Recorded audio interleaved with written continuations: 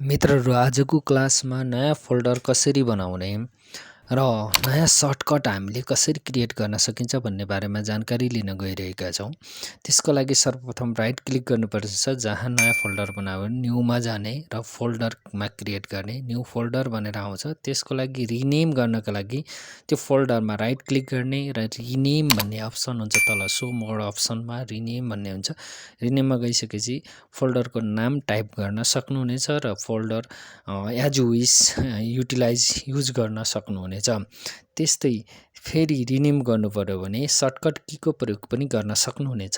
F2 shortcut key, रिनेमका लागि shortcut key सम्झनु होला, F2 प्रेस गरेर त्यो फोल्डरको नाम परिवर्तन गर्न सक्नुहुनेछ। त्यस्तै त्यो फोल्डरलाई डिलिट गर्नु पर्यो भने राइट क्लिक गर्ने, डिलिटमा क्लिक गर्ने र त्यो फोल्डर एकचोटि डिलिट गरेको फोल्डर रिसाइकल बिनमा हुन्छ। त्यसलाई रिस्टोर गर्नका लागि रिसाइकल बिन खोल्ने र त्यही फोल्डरमाथि राइट क्लिक गरेर रिस्टोरमा क्लिक गरेको खण्डमा पहिलाकै ठाउँमा त्यो फोल्डर पाउनुहुनेछ।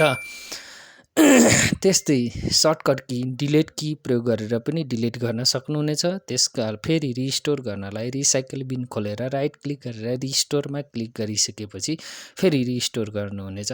तर शिफ्ट डिलिट सँगसँगै दाबियो भने त्यो रिसाइकल बिनमा हुने छैन।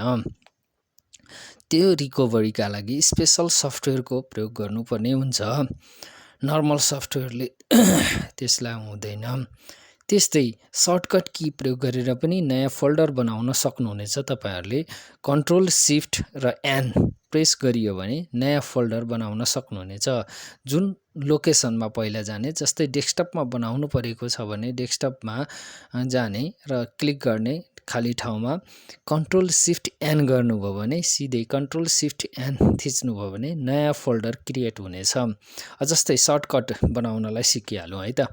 जस्तै यो फोल्डरमाथि राइट क्लिक गर्ने, सो मोर अप्सनमा क्रिएट सेन्ड टु सर्टकट भनेर सेन्ड टु डेस्कटप गरेर हामीले डेस्कटपमा फोल्डर पाइसक्यौँ। अब यो फोल्डर डेस्कटपको डिलिट भयो भने हाम्रो मेन लोकेसनको फाइलहरू डिलिट हुने छैन।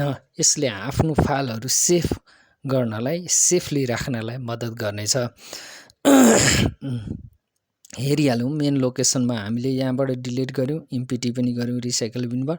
अब मेन लोकेसनमा एकचोटि हेरौँ डिलिट भएको छ कि छैन भनेर। छ, हाम्रो फाइल छँदैछ। जति फाइलहरू थिए ती सबै छँदैछन्। सर्टकटको प्रयोग त्यसरी हामीले सजिलैसँग हाम्रो फोल्डर फाइल खोल्नका लागि भित्र ड्राइभमा नगइकन सजिलैसँग खोल्नका लागि सर्टकटको प्रयोग, प्रोग्रामलाई सर्टकट बनाउन सिकौँ। मैले यहाँ जाँदैछु अल प्रोग्राम भित्र एडोबमा जाउँ, एडोब फोटोसप तल ड्रप डाउन गरौँ, त्यसको लोकेसन फाइन्ड आउट हुन्छ र राइट क्लिक गरेर send to desktop create shortcut भनेर क्लिक गरिदिउँ। सो मोर अप्सनमा सेन्ड टु डेस्कटप।